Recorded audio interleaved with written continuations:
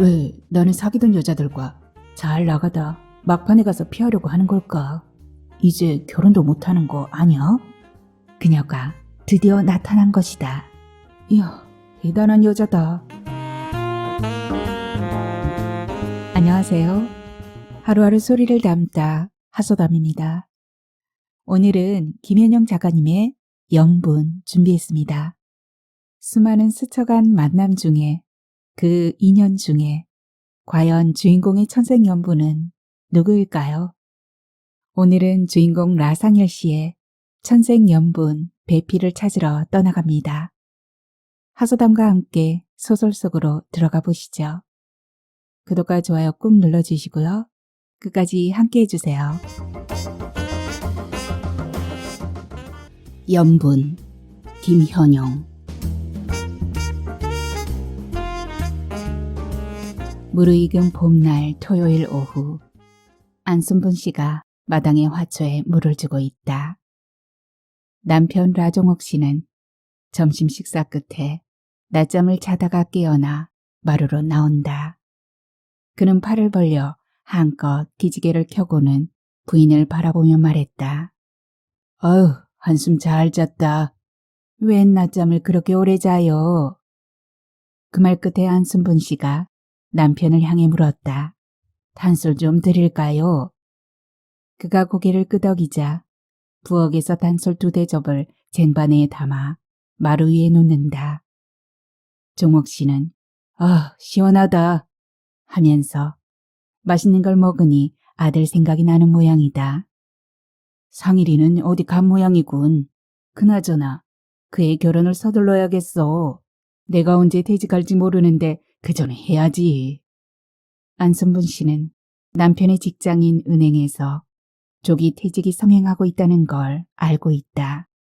요즘 젊은 애들은 애인을 데리고 와 부모에게 보인다던데 우리 집 총각은 깜깜무소식이니 걱정이에요. 나이가 적기나 해야죠. 이젠 노총각 소리 들어요. 그녀는 대접을 들어 한 모금 마시고 말을 이었다. 상일이가 인물이 얼마나 좋아요. 거기다 직장도 있겠다. 학력도 좋겠다. 그만하면 처녀들이 좋아라고 몰려들 텐데 그런 기미가 안 보여요. 종옥 씨가 좀 진중하게 아내에게 말했다. 걔가 날 닮아서 여자친구와 사귀기를 두려워하는 것인지도 몰라. 마음이 가는 여자와 사귀려면 왜 그리 두려움이 앞서는지 핑계거리를 만들어 피했어. 순분 씨가 자기들의 연애 시절을 기억에 떠올리며 말한다. 그때 생각하면 당신이 우스워요. 왜 그리 부끄러워하고 피하려고만 했는지. 이런 남자도 다 있나 했어요. 내가 강하게 붙잡았기 망정이지 원. 그들 부부가 대화하는 중에 아들 상일이 외출해서 돌아왔다. 어머니 순분 씨는 반기면서 말한다. 총각, 데이트하고 오는 거야? 아니요. 고등학교 동창회 갔었어요. 언제까지 기다리게 할 거야? 어머니의 체근이 어느 때보다 더 강하다. 그는 어머니가 묻는 말에 아무런 대꾸도 없이 자기 방으로 들어갔다. 겉으로는 태연한 척했지만 속으로는 마음이 쓰였다. 결혼을 할 것인지 말 것인지 이젠 결정해야 한다. 마냥 미루고 있을 수만은 없다. 오랜 시간 동안, 그러니까 중학생이 된 후부터 쓰던 그의 방은 세월의 덮개가 앉아 그의 채취가 물씬 풍긴다. 고등학교 테니스 선수 시절의 상패가 먼지를 뒤집어 쓰고 있다. 벽에는 대학 시절 해외 연수로 하와이 갔을 때 찍은 단체 사진이, 옷걸이에는 대학 마크가 새겨진 낡은 운동복이, 그리고 그의 방의 모든 소품이 자신들이 언제까지 여기에 있어야 하는지 묻는다. 그의 책상은 표면이 긁히고 금이 갔고 누르면 다리가 삐걱거린다. 책꽂이에는 표지가 바랜 책들이, 옷장에는 낡은 옷이 이제 더 있을 의미가 없다고 빨리 치워달라고 말없이 데모하고 있다. 방 안 공기에서도 뭔가 날듯 말듯 냄새가 난다. 상일은 느끼지 못하는데 어머니는 가끔 그의 방을 청소하면서 코를 흠흠 하고는 한겨울에도 문을 활짝 열어놓는다. 이 냄새는 총각 냄새야. 여자가 이 방에 들어와야 없어져. 어서 우리 총각이 결혼해야 할 텐데 서둘러야겠어. 라상일의 삶에는 새로운 전기가 필요하다. 지금까지는 미숙한 청년기였고 이제부터는 본격적인 삶을 사는 어른의 세계로 넘어가야 한다. 꼭 집어 그 전기가 무엇인지 아무도 말해주지 않았지만 그것은 결혼이다. 어미새는 새끼가 다 자라면 둥지를 떠나도록 유도한다. 어머니의 결혼 독촉은 이와 다를 것이 없다. 그렇다고 라상일이 피터팬처럼 계속 이전의 세계에 머물러 있으려고 한 것은 아니다. 그는 여자친구들을 사귀고 꽤 두터운 관계까지 갔다. 단지 끝까지 가지 못하는 것이 문제였다. 그는 지금까지 상대한 여성들과의 관계가 왜 틀어졌는지 하나하나 머리에 떠올려 보았다. 그가 그런 상념에 잠긴 시간이 꽤 길었는지 어머니가 문 앞에서 말씀하신다. 청각, 저녁 먹으러 와. 예, 갈게요. 하고 곧 일어났다. 저녁 식사하면서 어머니와 이야기를 나눴다. 우리 동네 들어오는 입구에 있는 2층 빨간 벽돌집 알지? 그 집 딸이 교대 출신인데 이번에 임용고시를 치렀다는구나. 그 처녀 어머니랑 나랑 안면을 튼 사이인데 내 아들이 교육청에 근무한다는 말을 어디서 들었는지 너에게 물어보고 싶은 것이 있대. 그는 말없이 어머니의 얼굴을 바라봤다. 어디로 발령이 날지 미리 알고 싶은 게지 뭐. 시험을 잘 봤는지 원하는 지역에 몇 명이 지원했는지 이런 것이 중요해요. 설명하기 좀 어려워요. 그럼 너에게 직접 연락하라고 하면 만나주겠니? 그 처녀 집에서는 시골로 가지 않고 집에서 다니기를 바라더구나. 그럴 가능성이 있니? 초임 발령이 도시로 나가기는 어려울걸요. 아무튼 한번 만나서 들어보죠. 연락하라고 내 전화번호 알려주세요. 상일은 저녁 식사를 끝내고 자기 방으로 들어와 좀 전에 생각을 되풀이했다. 왜 나는 사귀던 여자들과 끝을 맺지 못하는 걸까? 그의 머리에는 고등학교 2학년 시절의 윤정이가 먼저 떠올랐다. 남학생들에게 인기 만점이던 김윤정. 그녀의 해맑게 웃던 귀여운 얼굴이 생각났다. 키가 적당히 큰데다 몸이 호리호리하여 남학생들은 그녀를 날씬이라고 불렀다. 공부도 잘한다는 소문이 들렸다. 상일이의 집은 남쪽에 있고 학교는 북쪽에 있었다. 윤정이의 집과 학교는 그 반대였다. 집과 가까이 학교가 있어서 같은 시간대에 걸어서 오고 가다 보니 도중에 만나는 때가 자주 있었다. 상일이와 학교로 늘 함께 가는 남학생 3명은 여학생들과 자주 마주쳤는데 그중에 김윤정이 끼어 있었다. 남학생들은 유독 윤정이를 좋아해서 사귀고 싶어 했다. 한번 만나고자 궁리하던 중 한 친구가 방안을 내놓았다. 각자가 연애 편지를 써서 윤정이에게 전하자는 것이다. 그 편지는 청춘 남녀가 찾을 법한 애틋한 정을 표시하고 만나주기를 간청하는 내용이다. 그들은 모두 그녀가 어떻게 반응할지, 선택한다면 누구를 택할지 궁금했다. 남학생들의 마음에는 진심과 장난기가 반반씩 섞여 있었다. 3통의 편지에는 각각 얼굴 사진을 붙이고 그 밑에 이름을 적어 놓았다.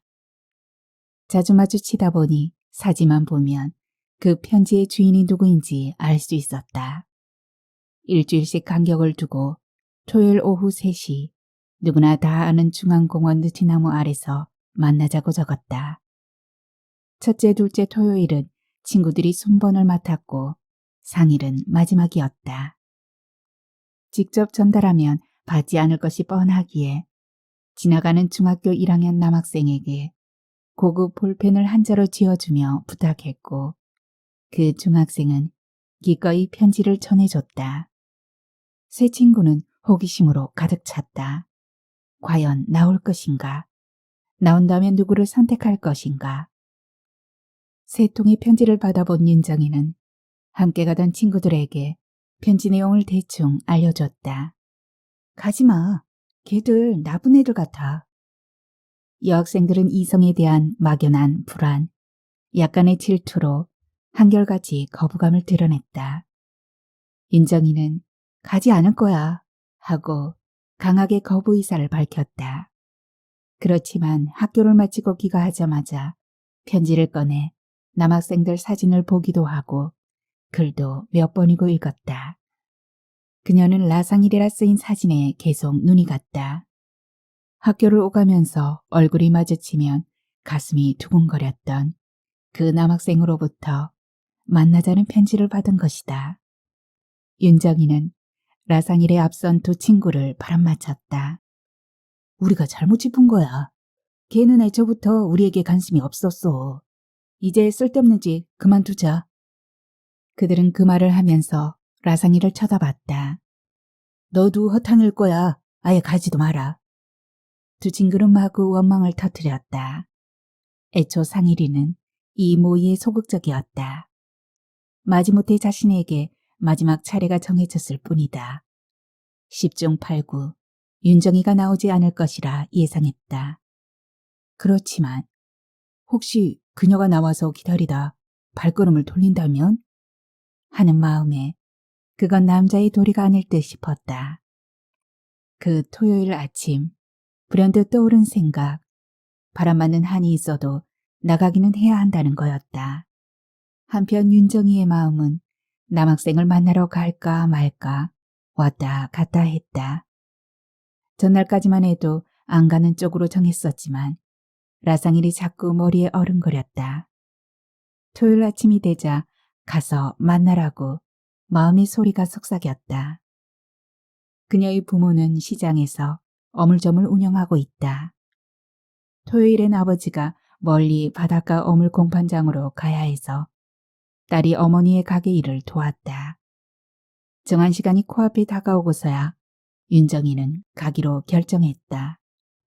엄마에게는 눈치껏 핑계를 대고는 서둘러 우돈만 갈아입고 중앙공원으로 갔다. 상일이 약속 장소에 도착해서 시계를 보니 15분 전이다.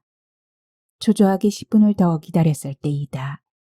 공원 입구에서 사람 모습이 나타났다. 가까이 다가오는 모습을 보니 윤정이다. 그녀가 드디어 나타난 것이다. 앉았던 벤치에서 일어나 손을 흔들었다. 윤정아, 나 상일이야. 반갑다. 나와줘서 고마워. 3번이나 바람맞힐 순 없었어. 친구들에게 그렇게 전해줘. 그녀는 상일이를 만나러 나온 의미를 애써 축소하려고 했다. 알았어, 꼭 전할게. 저기 테이크아웃 커피점 보이지? 뭐 마실래? 하면서 상일이는 윤정이를 커피점 야외 테이블로 인도했다. 아메리카노 2잔과 자유시간이란 상표가 붙은 초콜릿 몇 개를 테이블 위에 펼쳐놓았다. 뜨거운 커피와 달콤한 초콜릿의 맛은 두 사람의 마음을 부드럽게 했다. 한참 다정히 얘기를 나누는 사이 윤정이에게서 조금씩 비릿한 냄새가 났다. 심하지는 않았지만 상쾌하지도 않았다. 그 냄새는 그녀에 대한 아름다운 인상을 약간 구기게 했다. 일주일 후 상일은 어머니와 함께 시장에 갔다. 아버지 친구분들의 식사자리 준비를 위해 도와줄 사람이 필요해서다. 시장 통어물 가게를 지나가며 손님에게 생선을 파는 윤정이의 옆 얼굴을 언뜻 보았다. 그는 윤정이네가 어물 가게를 하는지 몰랐다. 생선 비닐이 붙은 헐렁한 작업복 차림에 얼굴은 좀 거칠어 보였다. 그는 얼른 피하려 했지만 어머니가 하필 그 가게로 들어서면서 이리 와봐 하고 아들을 불렀다. 상일이와 윤정이의 눈이 마주쳤다. 그녀는 상일을 보자 얼굴이 빨개졌고 상일이도 어? 하면서 무한한 표정을 지었다. 그러고 나서는 상일이는 빨리 윤정이를 만나야 했을 것이다. 그래서 서로의 마음에 새겨진 부끄러움, 거북함을 바로 씻어내야 했다. 그러나 그는 그렇게 하지 않았다. 윤정이에게 품었던 풋풋한 정이 달아나고 말았기 때문이다. 윤정이와의 관계는 그것으로 끝났다. 세월이 많이 지나간 지금 윤정이는 모교 교사로 재직 중이다. 그녀는 더 고상해지고 아름다워졌다. 다 그녀를 부러워한다. 상일은 회고했다. 그때 왜 그리 남자답지 못하게 굴었을까? 생선 가게집 딸이고 그래서 몸에서 비린내가 나는 것이 무엇 그리 대수로운가? 지금에 와서 그것은 작은 핑계거리에 불과하다는 것을 깨닫는다. 그 다음 떠오르는 인물은 영숙이다. 대학 3학년 때 사귀던 신입생 신영수. 그 이름을 가만히 불러본다. 교내 강당에서 탁구 게임을 하면서 우연히 만났다. 영숙은 탁구 실력이 만만치 않았다. 막상막하 이기고 졌다. 후배에게 지는 것이 자존심이 상했다. 그가 제안했다. 지는 사람이 밥 사기로 하자. 1대1로 2세트를 마치고 3세트에서는 듀스까지 가는 접전 끝에 역시 영숙이의 승리로 끝났다. 갓 입학한 영숙에게 이런 실력이 숨어 있다는 사실에 다시 봤다. 근처 중국 음식점으로 갔다. 영숙이의 해맑은 앳된 모습을 마주 바라보며 식사하니 기분이 좋았다. 영숙이 탁구 실력 대단해. 확실히 나보다 나아. 오빠 실력도 만만치 않았어요. 난 고등학교 때 교내 탁구 대회에서 우승한 적도 있는데 오빠에겐 벅찼어요. 식사를 끝내자 영숙이가 계산대로 가는 것을 만류하고 상일이 계산했다. 영숙이 하는 짓이 귀여웠고 어울린 시간이 즐거웠다. 앞으로도 가까이 하고 싶었다. 그녀 앞에서 자신을 과시하고 그녀에게서 인정받고 싶은 생각도 들었다. 그들은 교양 영어를 함께 수강하여 강의실에서 만났고 도서관에서 탁구실에서 유튜브 동아리 방에서 만났다. 그녀에게서는 풋풋한 청춘의 냄새가 났다. 좋고 싫은 것이 분명해서 표정에서도 말에서도 그대로 나타났다. 어린 동생처럼 떼를 쓰는 때도 있는가 하면 약속이라도 어기면 빗발처럼 질책했다. 처음 만날 때는 그저 여동생 정도로 사귀었는데 여름방학이 끝나고 2학기 개학이 되어서는 수녀티가 물씬 풍겼다. 말을 함부로 하기 어려웠고 격식을 차리는 관계가 됐다. 함께 있고 싶어서 영화관으로 등산으로 자전거 타기로 붙어 다녔다. 상일과 영숙은 서로 정이 듬뿍 들었다. 겨울방학 동안에 두 사람의 일상에 큰 변화가 일어났다. 상일은 3학년을 마치자 곧 입대했다. 그때 영숙의 집안에는 큰 불행이 찾아왔다. 아버지가 직장 내 여직원 성추행으로 고발당한 것이다. 그 사건이 언론에 보도되면서 학교 안에서도 영숙의 아버지라는 소문이 나돌았다. 영숙은 심적으로 큰 타격을 받고 두문불출하고 학교도 휴학계를 냈다. 상일은 부끄러워하는 그녀를 위로하고 어려운 처지를 이겨나가도록 힘껏 도왔어야 했다. 입대 전에 그 사실을 알았으니 이병을 연기해서라도 그런 태도를 보여줬어야 했다. 그랬더라면 영숙이와의 관계는 더 깊어졌을 것이다. 하지만 그는 멀뚱히 쳐다만 봤지 적극적으로 나서지 않았다. 군 입대가 하나의 핑계였다. 군 복무 중 연락이 끊기고 나니 소원해진 관계를 회복하기 어려웠다. 지금이라면 그때처럼 그렇게 소극적으로 행동하지 않았을 것이다. 여자를 좋아할 즈음에 그녀를 싫어할 이유를 붙여 멀리 하려는 자신의 심리에 무언가 문제가 있지 않나 추측했다. 그런 깨달음은 그 다음에 만난 이은경과의 관계를 생각하면 더 확실했다. 큰 병원에서 간호사로 일하는 이은경은 상일의 여동생 선영의 친구다. 동생과는 중고등학교 동창이고 전공은 다르지만 같은 대학교에 다녔다. 집에도 자주 방문하여 가족과도 친밀하였다. 자주 웃고 조그만 일에도 감탄하고 그의 부모에게도 어머니 아버지로 부르며 마치 딸처럼 스스럼 없이 굴었다. 집에서 함께 식사도 하고 고스톱을 하였단 돈으로 영화관에도 가고 집 근처 시내가 산책로에서 걷기도 하고 거기 공터에서 배드민턴도 치고 한마디로 상일레와는 가족처럼 지내는 사이였다. 어렸을 때와 달리 사회에 나가서는 각기 다른 길을 가다 보니 은경이와 여동생은 만나는 시간도 뜸해지고 더더구나 집에 찾아오는 일은 더 드물었다. 한마디로 얼굴 보기가 힘들어졌다. 거의 은경이의 존재조차 잊어버리고 있을 즈음 우연히 만날 기회가 생겼다. 여동생 대학원 졸업식장에서 은경을 모처럼 만난 것이다. 그녀는 이전에 만났던 이은경이 아니었다. 전에는 꽃이 피지 않은 봉오리였다면 지금은 얇은 겉껍질을 벗고 꽃술을 벌린 모습이랄까. 한마디로 활짝 피어있는 모습이다. 소녀에서 지금은 의젓한 숙녀가 됐다. 상일은 은경이 반가웠고 그녀도 마찬가지로 그를 반기었다. 식이 끝나고 축하꽃을 전하고 함께 사진을 찍었다. 그리고 가족과 근사한 식당에 함께 갔다. 상일이가 동생의 졸업을 축하해서 한턱 내는 자리였다. 그 테이블의 중앙에 부모님과 그날의 주인공인 여동생이 앉고 상일과 은경이 서로 마주보며 앉았다. 그 사이 적지 않은 변화가 있고 보니 상일과 은경 두 사람은 상대방을 대하는 태도가 이전으로 돌아가기 어색했고 새롭게 하기에는 익숙하지 않았다. 한마디로 서로 좀 어정쩡했다. 은경이 오랜만에 보네. 많이 달라졌어요. 그는 첫마디에는 반말을 썼지만 뒷말에는 존댓말이 나왔다. 네, 대학 시절에 자주 보던 오빠를 졸업 후는 처음 만나네요. 이제 오빠를 함부로 대할 수 없을 것 같아요. 둘 사이는 그 정도 말이 오가고 여동생 졸업 이야기에 끼어들었다. 식당을 나와 헤어질 때 상일은 은경에게 살짝 말했다. 우리 한번 만나요.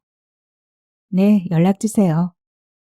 그러고도 시간이 좀 지났는데 둘이 만날 기회가 그들의 뜻과 관계없이 찾아왔다. 상일이 토요일 오전 집에 있을 때였다.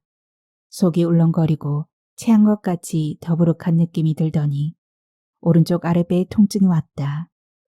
몹시 아파 견딜 수가 없었다. 마침 집에 있던 동생이 증세를 자세히 묻더니 친구 은경이에게 전화를 걸었다. 그들은 오빠의 증세에 관하여 이야기를 주고받더니 동생은 급성 맹장염 같다며 빨리 병원 응급실로 가야 한다고 재촉했다. 은경은 대학병원에 근무하고 있었다. 서둘러 병원에 가니 은경이 기다리고 있었다. 그들의 추측이 맞았다. 급성 맹장염이었다. 응급실에서 초진을 마치고 바로 수술에 들어갔다. 수술은 잘 끝났고 집도인은 늦으면 큰일 날 뻔했다고 말해줬다. 은경이 근무하는 내과병동에 입원했다. 3박 4일 입원해 있는 동안 번갈아 찾아오는 간호사들은 흰 간호복을 입은 모습이며 사근사근하게 환자를 대하는 태도로 큰 수술로 지쳐 누워있는 환자에게 하늘에서 내려온 천사와 같이 거룩하게 보였다. 그중 은경은 단연 돋보이는 천사였다. 혈색이 좋은 건강한 얼굴은 항상 웃음을 머금고 있고 체온을 재고 약을 가져다주고 주사를 놓고 상처 부위를 소독하고 거즈를 갈아주는 익숙한 손놀림을 보면서 그가 어릴 때부터 은경을 보아온 인상을 하나하나 바꿔나갔다. 잘 모르고 서툴고 어리광스러운 동생 이미지의 은경이 아니었다. 은경의 말씨는 친절하고 상냥했으며 손길은 부드럽고 능숙하고 감칠맛 났다. 그녀가 그에게 올 때마다 경탄의 물결이 그의 마음속에 일었다. 이번 기간 은경이 옆에 있어 그는 행복했다. 그래서 그런지 예상보다 경과가 좋아 조기 퇴원할 수 있었다. 은경의 옆에 더 있고 싶어 퇴원이 아쉬웠다. 은경을 향해 달군 그의 마음. 영원히 그녀를 옆에 두고 싶어 병원 밖에 나가면 그 진심을 은경에게 꼭 전하고자 작정한 마음이 복병을 만났다. 수속을 끝내고 병원 문을 나와서 가까운 약국에 들렀다. 처방전을 약사에게 주고 기다리고 있을 때였다. 비교적 대형 약국이다 보니 대기실이 넓어서 그는 그곳 한 구석에 앉아 빛이 된 신문을 뒤적이고 있었다. 그때 약사가 있는 데스크에서 손님과 시비가 붙었는지 높은 언성이 들리기에 고개를 들었다. 약사에게 삿대질하는 구멍이 난 청바지를 입고 헐거운 셔츠를 걸친 단정하고는 거리가 먼 여자의 뒷모습이 보였다. 대수롭지 않게 여기고 다시 신문에 눈이 갔는데 이번에는 그 손님의 째지는 듯한 날카로운 음성이 들렸다. 불쾌하여 고개를 드니 아차, 그 여성이 은경이인 것이 눈에 확 들어왔다. 은경은 상일이 거기 있는 줄 모르고 있다. 눈이 마주치면 서로 얼마나 민망할까 생각하니 거기에 있을 수 없었다. 슬그머니 일어나 화장실로 갔다. 다시 그 자리에 오니 은경이는 없었다. 그는 약사에게 물었다. 아까 그분은 간호사가 맞죠? 왜 그랬어요? 소란을 떨어서 미안해요. 약효는 같지만 제조사가 처방전의 것과 다른 제품을 납품했는데 그게 병원에서 문제가 된 모양이에요. 여자가 얼마나 사나운지 학을 떼었습니다. 그는 깜짝 놀랐다. 은경이에게 그런 거친 면이 있다니. 그의 머릿속에서 그녀는 천사에서 미끄러져 내려 악녀 가까운 이미지로 변했다. 그 이후 그가 은경이에게 연락하는 일이 없었고 그녀도 연락을 주지 않았다.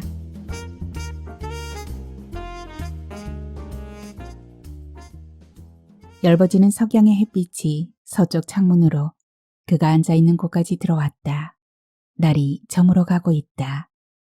지금 생각하니 은경을 천사로 여긴 것이나 정반대로 악녀로 바꾼 것이나 그의 마음속에서 왔다 갔다 한 것이지 은경에게는 변한 것이 없는 그대로의 은경일 뿐이었다. 여자에게 과도하게 기대하고 그에 못지않게 여자를 과도하게 비하하는 것은 자신의 마음 탓이었다. 그 자리에서 본 은경의 옷은 일상생활에서 편하게 입는 요즘 젊은이들의 유행하는 스타일일 뿐이고 사납다고 생각했던 것은 자기 일에 철저한 태도가 아니겠는가 하고 생각하니 그것도 맞는 듯했다. 왜 나는 사귀던 여성들과 잘 나가다 막판에 가서 피하려고 하는 걸까? 자신의 마음을 자신도 모를 지경이었다. 그는 곰곰이 생각을 거듭했다. 나 이제 결혼도 못하는 거 아냐? 하고 자문해 보았다. 타고난 성질을 어떻게 바꾸지? 하고도 생각했다. 상일이 근무 중 어떤 여자에게 전화가 왔다. 남성의 음성처럼 괄괄하게 들리지만 여자의 목소리였다. 같은 동네에 사는 남녀이고 임용고사에 합격하여 발령대기 중이란다. 어머니들끼리 말씀하신 것 같은데 들었느냐고 묻는다. 며칠 후 토요일 오전 그들은 집 가까이 있는 한 카페에서 만났다. 상일이 꾸물거리다 보니 15분쯤 약속 시간보다 늦게 도착했다. 남영이는 이미 와 있었다.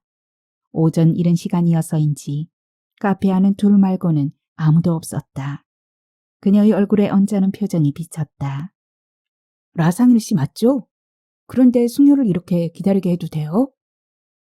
그는 그녀의 퉁명스러운 말에 놀랐다. 처음 만나는 사람에게 이렇게 자기 기분대로 이야기한다? 도대체 어떤 여자야? 남영이를 똑바로 바라봤다. 전화에서 들은 걸걸한 음성에 걸맞게 편한 옷차림, 장난기 어린 표정, 꾸미지 않은 머리 모양, 화장했는지 안 했는지 모를 얼굴을 하고 있다. 털털하다는 말이 딱 어울릴 여성이다. 처음에는 실례했네요. 카페가 가까이 있다고 늦장을 부렸더니. 마실 거 뭘 원하세요? 커피라고요?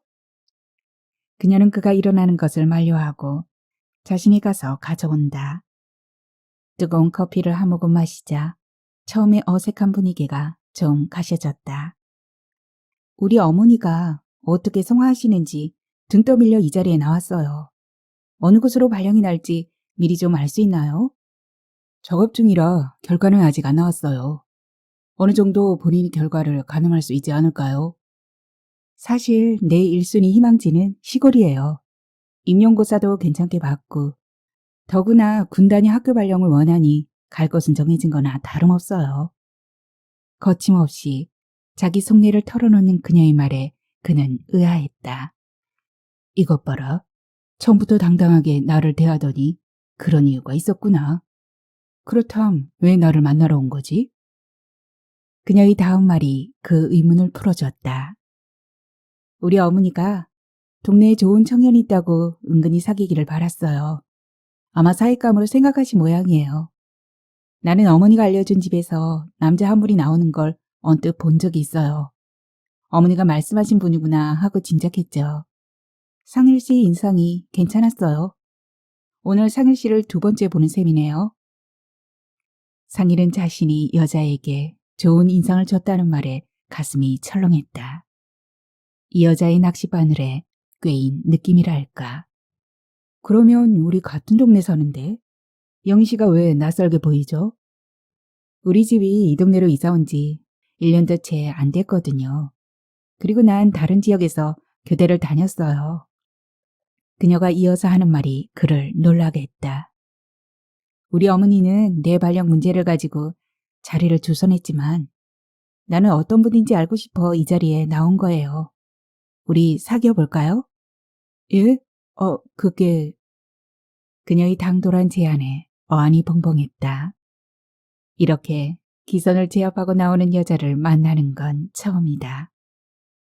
남자가 몇 번 만나고 나서야 말할까 말까 한 내용을 여자가 먼저 거침없이 치고 나온다. 어디 이런 여자가 다 있어? 하고 생각하다가도 확 트인 말에 가슴이 시원하다.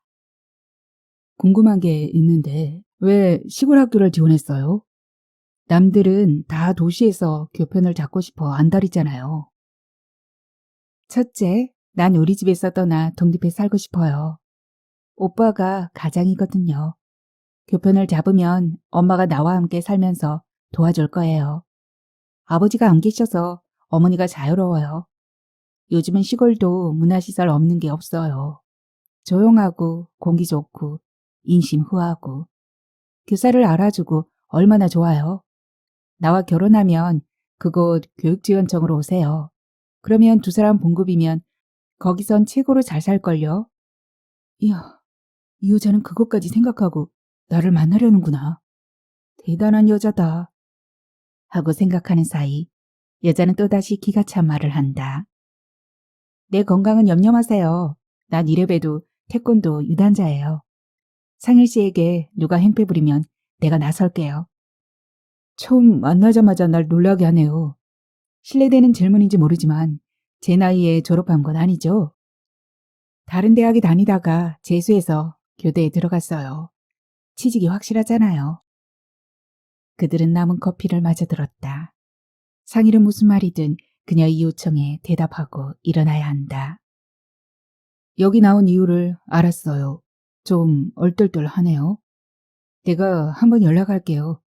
그때 내 의견을 말해도 되죠? 그녀가 먼저 카운터에 카드를 내민다. 상일이 집에 와서 시계를 보니 오전 11시다. 1시간 반 정도 남영희와 이야기를 나눴다.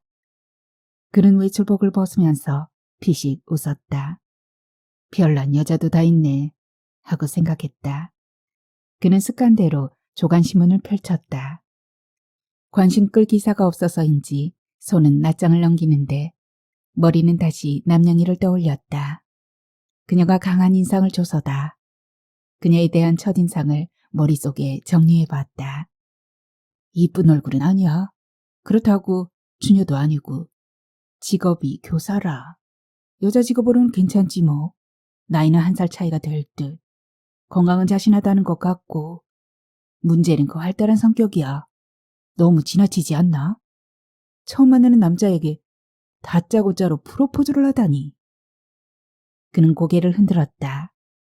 아닌 것 같았다. 신문에 눈을 돌렸다. 학교 폭력 기사가 눈에 들어왔다. 초등 6학년 학생이 친구에게 시달리다 자살했다. 어휴, 또 여러 번 학교 폭력 대체회의가 열리겠구나. 하고 속으로 중얼거렸다. 머리는 다시 남영이 생각으로 돌아갔다. 근데 이상하게도 그 여자하고 함께 있으면서 거북하거나 말문이 막혀 당황하지 않았어.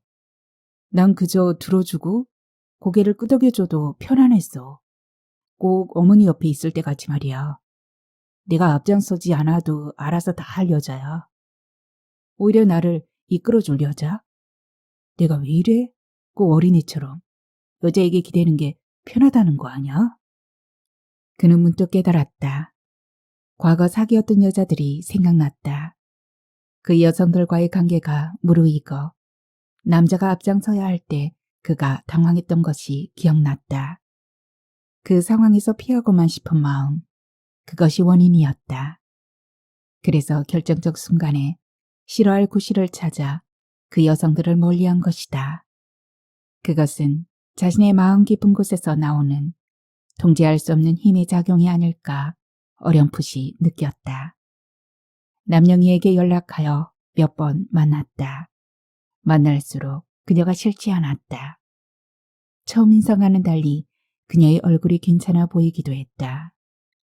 그동안 남영희는 자신이 원하는 시골 학교에 부임했다. 남영희가 주말 집에 왔을 때 그들은 처음 만났던 카페에서 마주 앉았다. 라상일 씨, 이제 나를 알 만큼 알았지? 빨리 얘기하라고. 여선생님들 주가 높은 거 몰라? 다 좋은데 한 가지 좀 그런 게 있어. 그런 게 뭐야? 싫은 게 있다는 말이야? 말해봐. 꼭 역할이 바뀐 것 같아. 남자 같다고 할까? 자기는 어떻고? 꼭 스님 같아서 답답해. 그래도 내가 봐주는 거라고. 옷을 벗기면 혹시 그 속에 남자가 들어있지 않을까? 겁이 나. 그래? 그럼 우리 한번 호텔에 갈까? 이래봬도 내 몸에 끝내준다고. 한번 자랑하고 싶다. 아니야, 농담이야. 나 남영희 근무지역 교육지원청으로 정근 신청했어. 그러면 됐지? 아, 그래? 잘했어. 내가 잘해줄게. 망설이지 마 do it do it you 달콤한 그 입술로 부드럽게 나와 do it do it you I'm fall in love 이 순간 모든 것이 멈췄으면